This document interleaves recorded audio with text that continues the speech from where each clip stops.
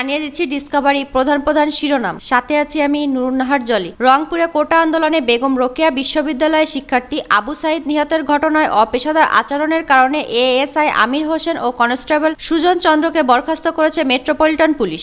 ASI Amir Hossain Rangpur police লাইন্সে এবং constable Sujan Tajhat থানায় কর্মরত ছিলেন। আজ শনিবার দুপুরে বিষয়টি নিশ্চিত করেছেন রংপুর মেট্রোপলিটন পুলিশের উপপুলিশ কমিশনার আবু মারুফ হোসেন।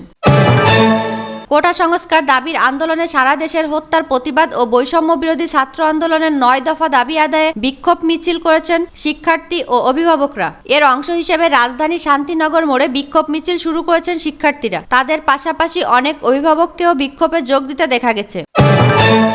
কোটা সংস্কারের দাবিতে শিক্ষার্থীদের আন্দোলনকে কেন্দ্র করে সন্ত্রাসী হামলায় আগুনে ক্ষতিগ্রস্ত বাংলাদেশ টেলিভিশন বিটিভি পরিদর্শন করেছেন চলচ্চিত্র, নাটক ও সঙ্গীতাঙ্গনের শিল্পী পরিচালকেরা। এ সময় বিটিভিতে ধ্বংসযজ্ঞ চালানো ব্যক্তিদের খুঁজে বের করে শাস্তির আওতায় আনার দাবি জানিয়েছেন শিল্পীরা। ছাত্র জনতার আন্দোলন বিজয়ের দ্বার প্রান্তে বলে মন্তব্য করেছেন বিএনপি মহাসচিব মির্জা ফখরুল ইসলাম আলমগীর। শনিবার 3 আগস্ট দুপুরে বনানীতে দলটির স্থায়ী কমিটির কারাবন্দী সদস্য আমির খসরু মাহমুদ চৌধুরীর বাসায় তার পরিবারের সঙ্গে সাক্ষাতের পর ছাত্র জনতার আন্দোলনের সর্বশেষ অবস্থা নিয়ে এক প্রশ্নের জবাবে তিনি একথা বলেন।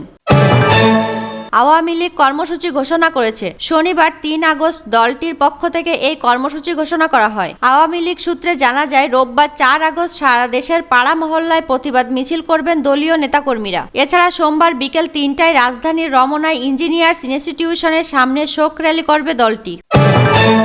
আওয়ামী লীগের সাধারণ সম্পাদক এবং সড়ক পরিবহন ও সেতু মন্ত্রী ওবায়দুল কাদের বলেছেন, আমি ফখরুল সাহেবকে প্রশ্ন করতে চাই, গতকাল পুলিশ সদস্যকে নিষ্ঠুরভাবে এ হত্যার দায় কার? কারা হবিগঞ্জ জেলা আওয়ামী লীগের কার্যালয়ে হামলা, ভাঙচুর, অগ্নিসংযোগ করলো? আওয়ামী লীগের সভাপতির বাড়িতে হামলা চালালো? আমরা নিশ্চিতভাবে বিশ্বাস করি সাধারণ শিক্ষার্থীরা এসব সন্ত্রাস ও সহিংস কর্মকাণ্ডের সঙ্গে জড়িত নয়। আজ শনিবার বিকেলে রাজধানী ধানমন্ডিতে আওয়ামী লীগ সভাপতির রাজনৈতিক কার্যালয়ে সাংবাদিকদের সঙ্গে আলাপকালে এসব কথা বলেন ওবায়দুল কাদের। সাথে থাকার জন্য ধন্যবাদ সবাইকে।